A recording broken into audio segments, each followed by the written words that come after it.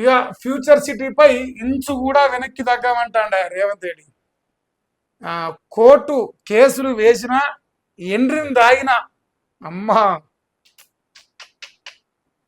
ఇప్పుడు చిన్నప్పుడు నేను ఎండ్రిని దాగిన చచ్చిపోతారనేది. ఇప్పుడు రేవంత్ అన్న ఏమంటే ఫ్యూచర్ సిటీ విషయంలో వెనక్కి తగ్గడట. తగ్గదని కూడా ఏం చెప్తలేము మేము, కానీ ఫ్యూచర్ సిటీలో ఫ్యూచర్ ఎవరిదని అడుగుతున్నాం అంతే. ఇంకోటి ఇక్కడ అంటాడు ఎండ్రిని తాగినా కట్టి తిరుగుతా ఉంటుంది. నువ్వు కడతానికి ఆడ ఏం లేదు, ఉన్న డేరాలే ఉన్నాయి. నీ ఇప్పటివరకు చూసిన డేరాలే. ఫ్యూచర్ సిటీ అంటే ఇప్పుడు మా డైలాగ్ పెద్ద వైరల్ అయింది అలా సోషల్ మీడియాలో. ఫ్యూచర్ సిటీ అంటే నేనేందో అనుకున్నా, లాస్ట్కి వచ్చినాక డేరాల సిటీ అయిపోయింది. దాని పేరన్నా మార్చి డేరాల సిటీ అని మార్చుకుంటే బాగుంటుంది. ఇంకోటి రేవంత్ రెడ్డి ఫ్యూచర్ సిటీ కడుతున్నా అని డ్రామాలు చెప్పుకుంటా ఎవరి ఫ్యూచర్ కోసం పనిచేస్తుండు? ఆ తుకుగూడ సైడ్ ఉన్న వెంచర్లోని ల్యాండ్లోని ఆ కలవకుర్తి హైవేలో లేదా శ్రీశైలం హైవేలో ఎవరి ఆస్తులు పెంచుకుంటున్నారు? ఫ్యూచర్ సిటీ పడ్డకా నుంచి రేవంత్ రెడ్డి అన్నదమ్ములు ఎన్ని భూములు కొన్నారు? ఆయన అనుబంధ సంస్థలు రియల్ ఎస్టేట్ కంపెనీలు ఎన్ని భూములు కొన్నాయి? ఎన్ని వెంచర్లు వేసినాయి? ఎంత ఆదాయం పొందిరు? అంటే ఫ్యూచర్ సిటీకి ఏమో జనం సొమ్ము, ఫ్యూచర్ సిటీ పేరు చెప్పేమో ఖజానా నింపుకునేది కాంగ్రెస్ వాళ్ళు, రేవంత్ రెడ్డి మనసులు, రేవంత్ రెడ్డి మంది మార్బలం. అంటే ఇప్పుడు ఈ ఫ్యూచర్ సిటీ మన ఫ్యూచర్ కోసం కాలే, రేవంత్ రెడ్డి ఫ్యూచర్ కోసం, ఆయన అన్నదమ్ముల భూముల కోసం, ఆయన అన్నదమ్ములు ఆయన రియల్ ఎస్టేట్ సంస్థల కోసం అయింది. ఎందుకంటే రేవంత్ రెడ్డి ఓపెన్గా చెప్తాడు, ఇగో నేను రూపాయి ఉన్నా, నా దగ్గర ఆధార్ ఉన్నా, అది రియల్ ఎస్టేట్లో సంపాదించింది అంటాడు. ఓపెన్ ఒప్పుడు నేను కూడా ఒప్పుకుంటున్నా. సరే మా అన్నం పూర్తిగా తీసుకొని నేను కూడా రియల్ ఎస్టేట్ చేస్తున్నా కాబట్టి నాకు తెలుసు కాబట్టి చెప్తున్నా. మంచిదే, నువ్వు అన్న మాట మంచిదే, సంపాదించుకో. కానీ ముఖ్యమంత్రి అయినవుగా అని చెప్పేసి నీ వెంచర్ల కోసం, నీ అన్నదమ్ముల వెంచర్ల కోసం, మీ భూముల కోసం ఆడ ఫ్యూచర్ సిటీ అని డ్రామా చేస్తే ఎట్లా? పెంచేది జనం సొమ్ము, డెవలప్ అయ్యేది మీ కుటుంబం, మీ మంది మార్బలం. ఇప్పుడు ఎండ్రిని దాగిన వెనక్కి తగ్గమంటే రేపు అధికారం పోయినాక ఎండ్రిని దాగినా గుంజుకుంటాను మేము కూడా అనగలుగుతాం కదా. ఫ్యూచర్ సిటీని ఆపమని నువ్వు ఎట్లా అంటున్నావు? రేపు నీ ప్రభుత్వం కూలిపోయి ఇంకో ప్రభుత్వం వస్తే నువ్వు ఎండ్రిని దాగినా, నీ అనుచరులు ఎండ్రిని దాగినా, నువ్వు అక్రమంగా ఆడ సంపాదించిన భూములు మొత్తం ఇంకా రాక్కుంటాం తెలంగాణ ప్రజలం. ఉన్నది చెప్పాలి. ఎందుకు ఇంత ప్రేమ దేనికి ఫ్యూచర్ సిటీ పైన?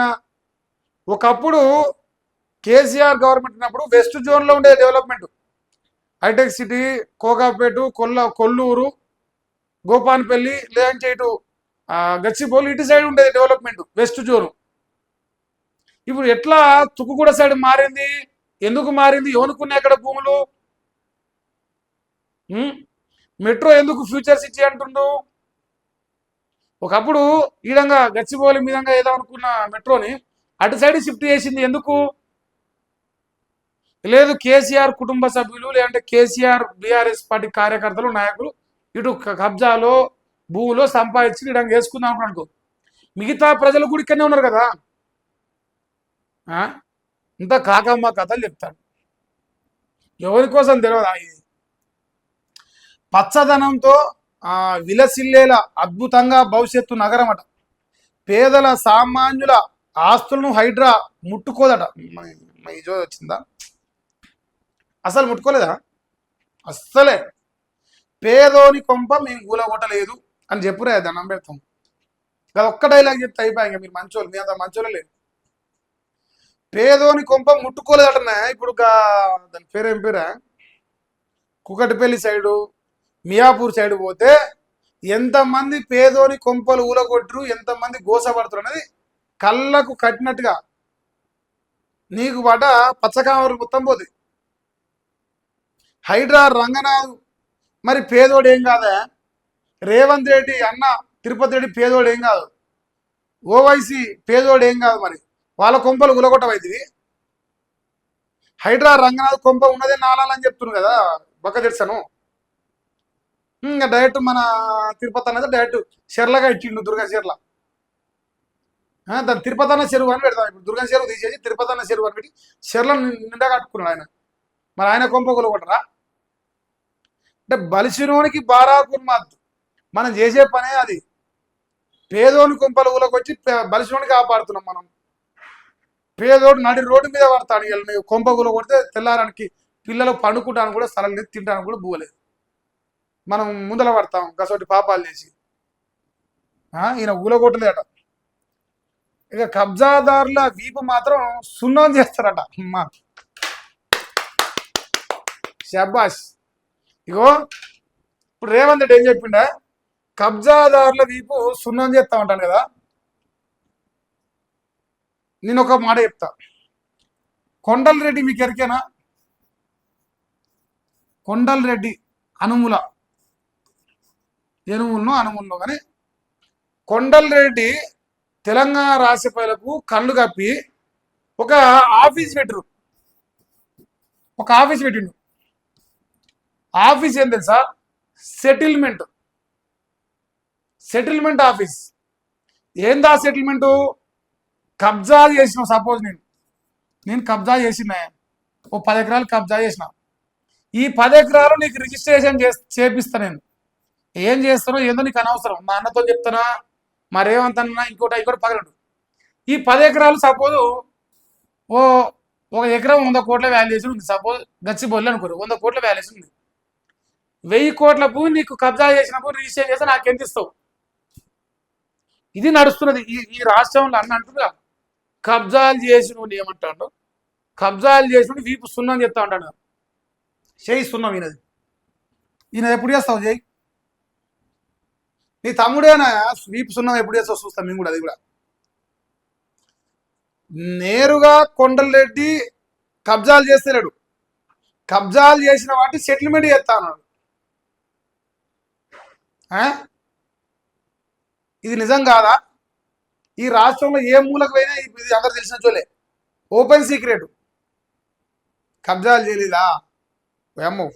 అమ్మో ఒక్కడికి చిన్న ముచ్చట కదా ఇది. ఇక గుర్రంగూడ రిజర్వ్ ఫారెస్ట్ వన మహోత్సవంలో కార్యక్రమం రేవంత్ అన్న చెట్ల కింద పోయినట్టున్నాయి. వన మహోత్సవం అంటే కదేనా? వన మహోత్సవం అంట, నీ అయితే చెట్ల కింద పోయినట్ట. అదొకటి పోయి ఇప్పుడు ఆడిపోయి అన్ని సిలికా పార్కులు, future city, Hydraa, real estate అన్ని బాగానే చెప్తారు జోలు.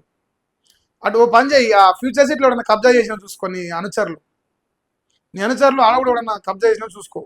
రోహిన్ రెడ్డో, కొండలరెడ్డో, ఇంకోరన్న చూసుకొని చెప్పురా జనాలకు. అది కూడా ఇక టిమ్స్ కోసం ఉస్మానియా గాంధీ ఖాళీ చేసినట్టున్నాయి. మొత్తం 180 మంది డాక్టర్లను టిమ్స్కు డిప్యుటేషన్ చేసిరట. ఉస్మానియా నుంచి 80 మందిని, గాంధీ నుంచి 36 మందిని చేసిరట. టిమ్స్ సిటీవిఎస్ హెచ్ఓడి సైతం టిమ్స్ కడ కొత్త పోస్టులతో నింపకుండా ప్రతిష్టాత్మక హాస్పిటల్స్ నుంచి తీసుకోవడంపై విమర్శ. గతంలో 1142 పోస్టులను 14 మెడికల్ కాలేజీల నుంచి డిప్లాయ్మెంట్ చేసిరట.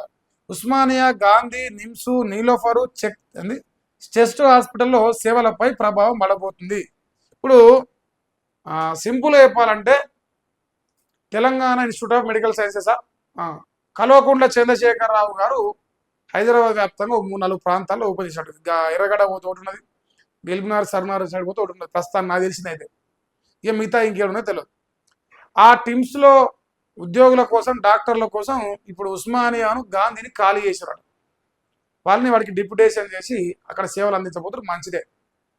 రాష్ట్రంలో రేవంత్ రెడ్డి ప్రభుత్వ హాస్పిటల్ను ఎంత బాగా డెవలప్ చేస్తామన్నా, దామోదర్ రాజనరసింహ గారు వైద్య శాఖ మంత్రి ఎంత డెవలప్ చేస్తామన్నా బాజాప్తా మేము సహకరిస్తాం. విద్యా వైద్యం విషయంలో మీరు ఎంత మంచి పనులు చేస్తే అంత కీర్తిస్తాం, అంత గాళ్ళ నోటగా నెత్తినేసుకొని మోస్తాం. ఎందుకంటే ప్రతి పేదోనికి ఉపయోగపడుతుంది. నిరుపేద బిడ్డలందరికీ ఖచ్చితంగా లబ్ధి జరుగుతుంది ఎంతో కొంత.